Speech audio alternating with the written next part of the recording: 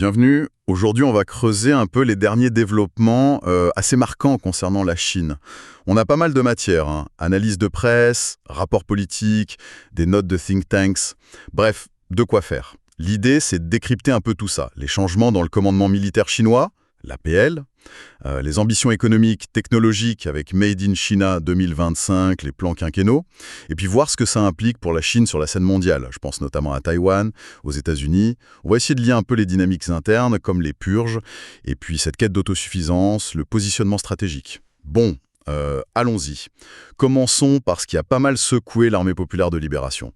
Autour du 4e plénum du comité central, là, en octobre 2025, on a appris de l'expulsion de 9 généraux de très haut rang du parti, déférés devant les procureurs militaires, carrément. Oui, et c'est pas rien comme nom. On parle de He Weidong, qui était quand même deuxième vice-président de la commission militaire centrale, la CMC. L'organe suprême de commandement, oui. Exactement, et Miao Hua, directeur du département du travail politique de la CMC. C'est énorme comme coup de balai. Clairement. Absolument. Et ce qui est intéressant, c'est, comme souvent, le décalage. Officiellement, on parle de corruption, de crimes graves liés au devoir de grosses sommes d'argent. La version classique, quoi. Voilà. Mais les sources comme Asia Times ou l'ISW, elles suggèrent que c'est bien plus politique, plus profond. Consolidation du pouvoir par Xi Jinping, recherche d'une loyauté absolue. Certains évoquent même, bon c'est peut-être un peu fort, mais la crainte de complot. Ils font des parallèles avec Lin Biao ou plus récemment Guo Boxiong et Zhu Kaihu, déjà purgés. Et il y a aussi cette histoire de faction interne, c'est ça, la clique du Fujian qui serait visée. C'est une lecture, oui. He Weidong et Miao Hua sont souvent associés à cette clique du Fujian, ceux qui ont travaillé avec Xi quand il était dans cette province. Donc, leur chute, ça pourrait signifier la montée d'une autre faction. Laquelle? Le gang du Shangxi, autour de Zhang Yuxia, le premier vice-président de la CMC, lui y reste, et Zhang Changmin, qui d'ailleurs a été promu pendant le plénum. Donc oui, une possible réorganisation des équilibres au sommet de l'armée. Mais alors, ce qui est un peu bizarre, c'est pourquoi cibler ces gens-là. Certains étaient vus comme des proches de Xi, justement issus de ce réseau du Fujian. C'est pas un peu contradictoire? Ça va plus loin que la simple corruption, alors? C'est exactement ça qui interroge. Purger des gens qu'on a soi-même promus, ça suggère que les enjeux dépassent la corruption. Peut-être une instabilité ou une reconfiguration du pouvoir même dans le cercle rapproché de Xi. D'accord. Et quand on regarde les profils, il y a des commissaires politiques, comme Miao Hua, garant de l'idéologie, mais aussi des commandants opérationnels très importants. Ah oui, comme qui par exemple? Lin Xiangyang, il commandait le théâtre d'opération Est, celui qui est juste en face de Taïwan. Ah oui, quand même. Sa mise à l'écart, comme celle de Wang Xiubin du Centre de commandement conjoint, ça pose question. Et l'effet direct, c'est que la CMC, elle passe de 7 à 4 membres en 2 ans. Le cercle se resserre énormément autour de Xi. Bon, la question évidente, c'est est-ce que ça fragilise l'armée chinoise? Surtout pour Taïwan. Alors là, les avis divergent un peu. Asia Times cite des experts militaires qui disent non, pas de déclin opérationnel visible pour l'instant. Mais l'ISW, lui, souligne que plusieurs des officiers écartés, comme Lin Shangyang, étaient justement des spécialistes clés sur Taïwan. Donc potentiellement un impact quand même. Potentiellement. Ce qui est sûr, c'est que ça renforce le contrôle direct de Xi via son système de responsabilité du président de la CMC. L'idéologie est martelée. Juste après le plénum, il y a eu un article très dur dans le quotidien de l'APL qui accusait nommément He Weidong et Miao Hua d'avoir miné ce système. Ambiance. Oui. Et la vidéo du Monde parlait aussi d'un climat de peur, avec 61 membres du comité central absents au plénum. Ça alimente les rumeurs de disparition, etc. Cette façon d'utiliser l'anticorruption comme outil politique, ce n'est pas vraiment nouveau sous Xi. Si je me souviens d'articles il y a quelques années, la Tribune de Genève par exemple, qui montrait comment les vagues précédentes avaient déjà calmé les ardeurs sur le luxe, touché les casinos à Macao. C'est un levier qu'il maîtrise bien. C'est une constante, oui. Ça sert à la fois à nettoyer, ou à donner l'impression de nettoyer, et puis à écarter les rivaux ou les éléments jugés moins fiables. Ça maintient une pression sur tout l'appareil. Et cette consolidation interne, assez spectaculaire, elle se fait en parallèle d'une ambition externe toujours aussi forte, surtout sur le plan techno. On peut parler de Made in China 2025. Lancé en 2015, c'était ça l'idée, passer de l'usine du monde à une puissance high-tech et surtout réduire la dépendance. Tout à fait. Il y avait 10 secteurs clés.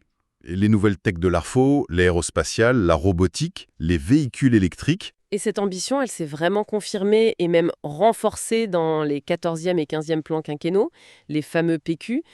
Le mantra, c'est le développement de haute qualité et de manière quasi obsessionnelle, l'autosuffisance technologique. Pour ne pas dépendre des autres, surtout des Américains. Exactement. L'objectif, comme le dit l'analyste Ghulam Ali, c'est d'éviter de se faire étrangler, surtout sur les semi-conducteurs avancés avec les sanctions américaines, l'anti-T-list.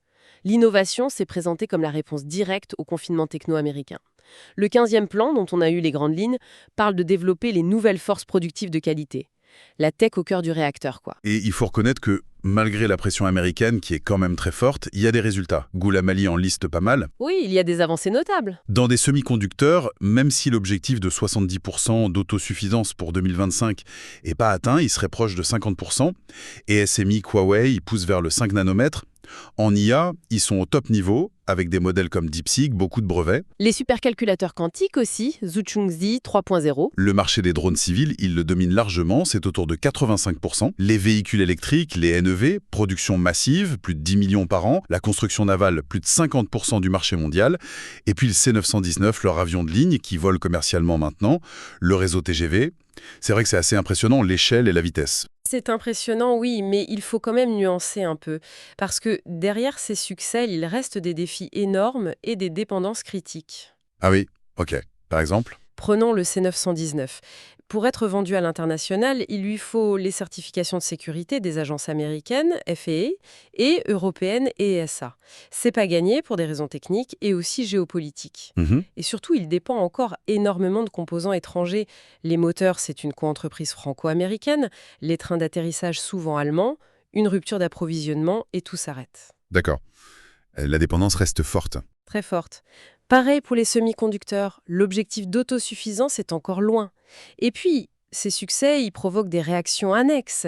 L'enquête de l'UE sur les subventions aux véhicules électriques chinois, les tarifs douaniers américains maintenus, les restrictions concertées entre alliés. Donc, la question c'est, est-ce que ce modèle très subventionné, très ciblé, est vraiment tenable face à tout ça ? Et tout ça s'insère dans les objectifs plus généraux du 15e plan quinquennal. Fibligo analysait l'objectif de revenus par habitant pour atteindre le niveau des pays moyennement développés d'ici 2035. Ça demande une croissance soutenue, 4-5% par an. Oui, et la priorité reste clairement l'industrie. Plus verte, plus intelligente, plus intégrée. L'économie réelle.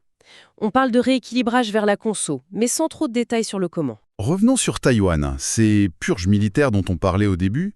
Est-ce qu'il pourrait y avoir un lien avec des désaccords sur la stratégie à adopter vis-à-vis de l'île ? C'est une question qui est posée, notamment par les ISW et Asia Times.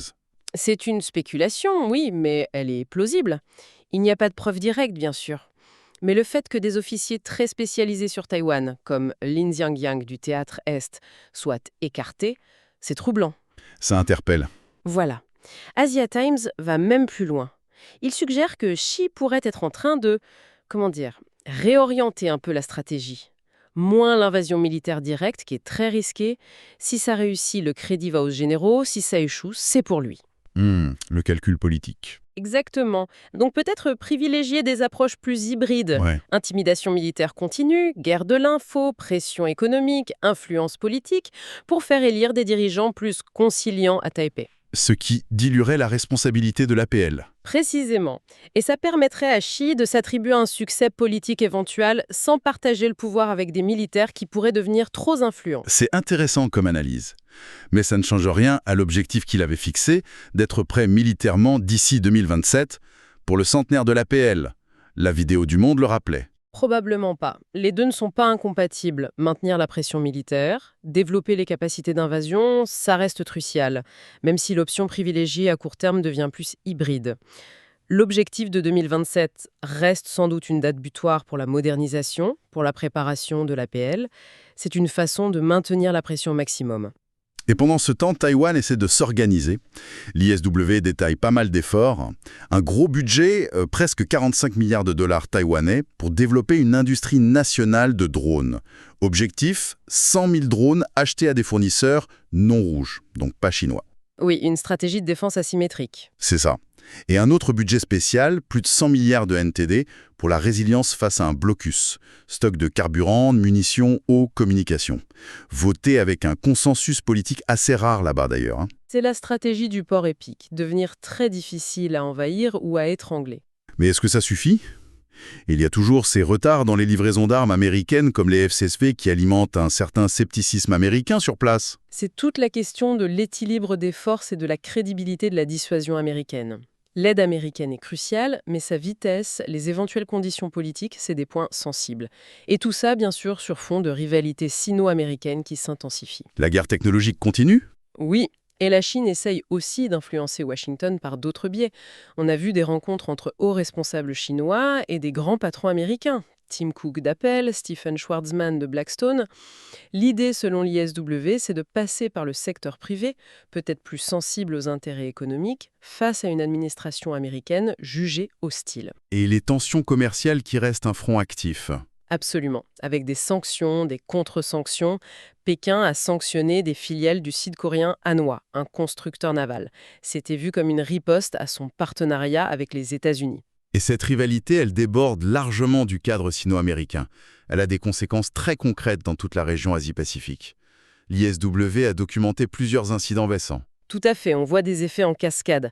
Le harcèlement chinois des Philippines, près du récif de Scarborough, qui continue, et avec une coordination qui semble meilleure entre l'appel, les gardes-côtes et même des milices maritimes. Il y a eu cet incident assez tendu entre un chasseur chinois et un avion de patrouille australien. On voit aussi la Corée du Nord de plus en plus impliquée en Ukraine, avec des drones, des munitions nord-coréennes utilisées par la Russie. Ce qui force une adaptation tactique là-bas. Oui. Et puis l'espionnage chinois en Corée du Sud, qui ciblait spécifiquement des infos sur les forces américaines stationnées là-bas, l'USFK, ça a mené à une condamnation récente. Tous ces points chauds sont liés d'une façon ou d'une autre à cette grande confrontation stratégique. Bon, alors si on essaie de synthétiser un peu tout ça, on a une Chine sous Xi qui consolide son pouvoir interne de manière assez brutale, avec des purges d'une ampleur rare touchant même son premier cercle. Oui, c'est très marquant. En même temps, le pays continue de pousser très fort pour l'autosuffisance, la domination technologique, industrielle, malgré les vents contraires. Et tout ça dans un climat de rivalité intense avec les États-Unis, qui redéfinit les équilibres en Asie et dans le monde, avec Taïwan comme point focal majeur. C'est une bonne synthèse, oui. Et peut-être pour ouvrir une dernière réflexion, en s'appuyant sur nos sources, cette concentration extrême sur le contrôle interne, cette purge qui va jusqu'à toucher des réseaux supposés très loyaux comme la clique du Fujian, cette pression énorme pour l'autosuffisance, est-ce que cette intensité, cette forme de, on pourrait presque dire de paranoïa, ne risque pas de créer ses propres faiblesses ? C'est une bonne question. Est-ce que ça pourrait mener à des erreurs de jugement, des erreurs de calcul dans la politique étrangère chinoise, malgré la puissance affichée ? Ou au contraire, est-ce que c'est le signe que la Chine se sent assez forte pour gérer cette turbulence interne tout en poursuivant son but de remodeler l'ordre mondial ? C'est sans doute une des grandes interrogations pour les années à venir.